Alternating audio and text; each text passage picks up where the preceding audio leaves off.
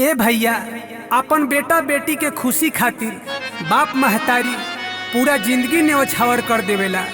लेकिन यही कलयुग में एगो ऐसन महतारी बारी कि अपन बेटी के जिंदगी बर्बाद कर देली। घर बसे से पहले ही ओकर घर के उजाड़ देली। जेकरा साथे ओकर रिश्ता होखे वाला रहे वही दामाद संगे उ फरार हो गई। सुनी सभे एक गीत के माध्यम से।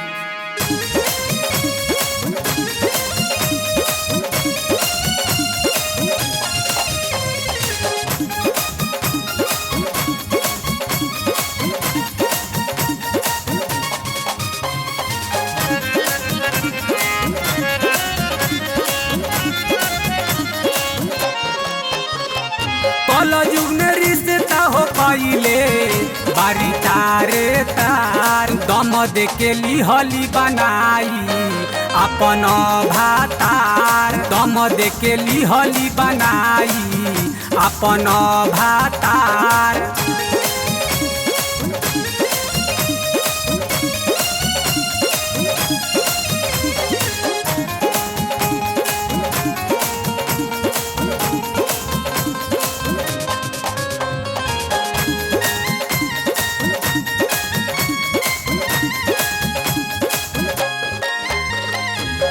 छपल बेटीला में हर भैली माई, कहूँ में लाज लागे कैसे सुनाई। कागज छपल बेटीला में हर भैली माई, कहूँ में लाज लागे कैसे सुनाई।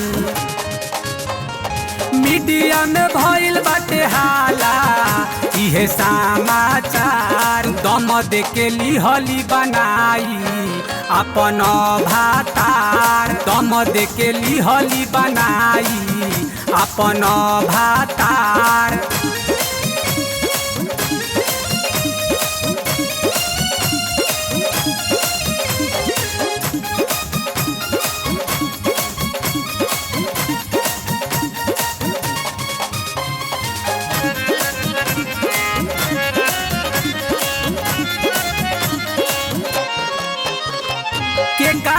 कैल जाई जग में भरोसा, अपने ही देत बारे अपने के धोखा।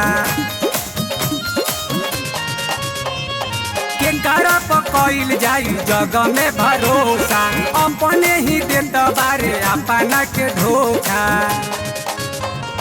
बेटिया के माई उजरली घरवा दुआर। दम दे के लिहली बनाई अपन भातार। दम दे के लिहली बनाई अपन भातार।